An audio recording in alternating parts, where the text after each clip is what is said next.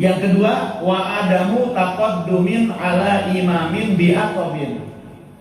Makmum itu nggak boleh ngeduluin atas imam dalam meletakkan tumit saat dia berdiri di belakang imam. Jadi standar makmum saat dia sholat berjamaah itu tumit kakinya nggak boleh lebih depan dari tumit imam. Jadi yang ideal beginilah kira-kira. Kalau sholatnya berdua, ya ini kakinya imam, ini kakinya makmum. Jadi jemari kakinya makmum persis di belakang tumitnya imam. Nah, jadi kalau seandainya tumitnya makmum lebih depan dari posisi tumitnya imam, nah maka tentu saja sholat si makmum dianggap tidak sah. Ini kalau berdua ya, imam dan makmum. Ya kalau banyak sih itu nggak masalah, karena pasti kalau banyak udah mengambil posisi di belakang imam. Kan kalau cuma sendiri makmumnya itu kan jangan jauh-jauh, ngerapat. Nah, cuman jangan terlalu depan. Nah, jadi harus tumitnya itu, posisi tumitnya harus di belakang tumit imam. Wanu diba wuqufu dzakarin an yaminil imami mutaakhiran qalilan.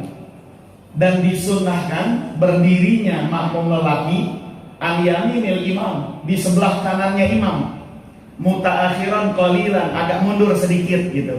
Yang tadi itu.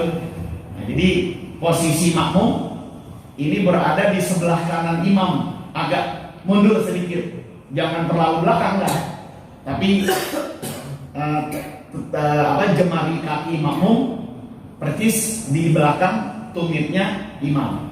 Nanti kalau ada lagi yang datang, nah di belakang makmum imam, nanti yang satu mundur biar mensejajarkan barisan di belakang imam.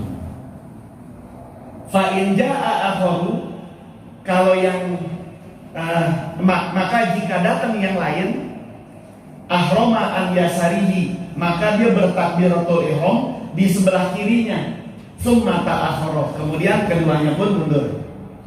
Jadi pertama kalau memang makmumnya sendiri di sini, begitu posisinya, datang lagi di sini, di sebelah kirinya atau persis di belakang imam. Nah, nanti yang satu ini mundur ke belakang, biar sejajar bersama berdua di belakang. Itu kalau datangnya nyicil ya, satu gitu. Nah, pertama di sini, datang lagi di sebelah kirinya, yang ini mundur. Nanti datang sebelah kiri, nanti datang lagi kanan, kiri, kanan, kiri. Jadi kanan sunnah lebih banyak daripada posisi yang ada di sebelah kiri, karena shaf yang sebelah kanan tentu saja lebih afdol daripada shaf yang sebelah kiri. Wa rajulaini aw rijalin khalfahu, kalau memang datangnya berbarengan, dua orang lelaki jadi makmum, aurijalin atau beberapa orang lelaki jadi makmum, ya ini sih udah khalfahu, semuanya berjejer di belakang imam. Ini kalau datangnya satu-satu gitu ya. Dan kalau datang sekaligus 5 orang, ya udah posisinya semua di belakang imam, sebagaimana yang sering kita lakukan. Wa fi shafin awala summa mayalihi, dan disunnahkan untuk menempati shaf. Ini saya rasa shafin awalin ya, shaf yang pertama gitu maksudnya. Nah, ini salah baris ini. Wa fi shafin awalin summa mayalihi, dan disunnahkan untuk menempati shaf yang pertama, summa yalihi, kemudian shaf-shaf yang berikutnya. Nah, jadi jangan shaf yang pertama masih kosong, nah dia sudah bikin barisan shaf yang baru. Jadi harus dipenuhi dulu shaf yang pertama, setelah itu baru dibuat shaf yang berikutnya. Wa kuriha infiradun, dan dimakruhkan kita menyendiri di dalam shaf di belakang, makruh. Jadi kalau shaf yang pertama sudah penuh, shaf kedua penuh, shaf ketiga kita sendirian, itu hukumnya makruh. Kalau seandainya kita sendirian sampai sholat selesai, maka maka kita tidak mendapatkan pahala berjamaah. Sholat berjamaahnya sah, tapi tidak mendapatkan pahala berjamaah.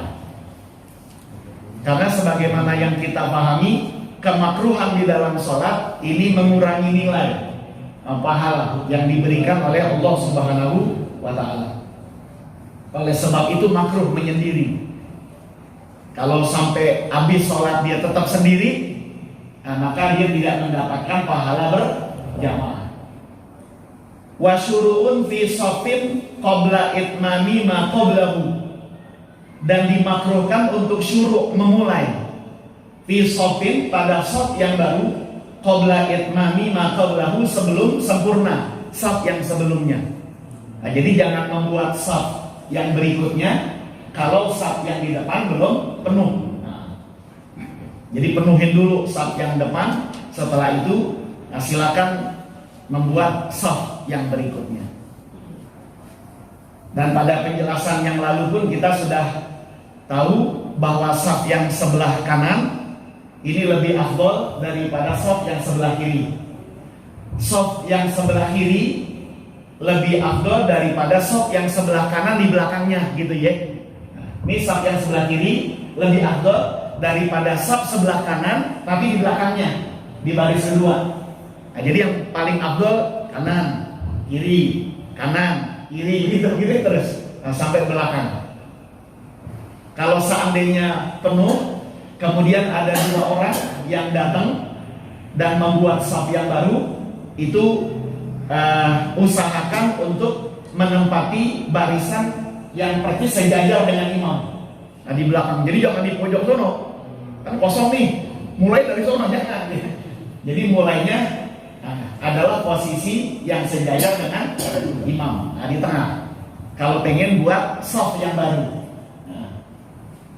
Jadi jangan ngambil posisi yang pertama itu di bagian pojok ya, baik pojok kanan maupun pojok kiri. Jadi yang bagus ambil posisi yang di tengah.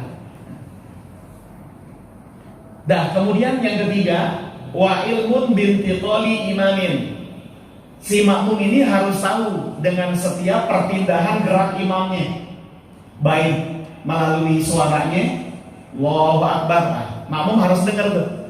Atau kalau suaranya nggak didengar, dia harus tahu dari orang yang ada di depan dia. Nah, kalau memang jamaahnya itu membludak banyak, ya pokoknya kesimpulannya si makmum harus tahu setiap perpindahan rukun yang dilakukan oleh imamnya, baik melihat secara langsung maupun hanya berpedoman dengan suara melalui pengeras suara.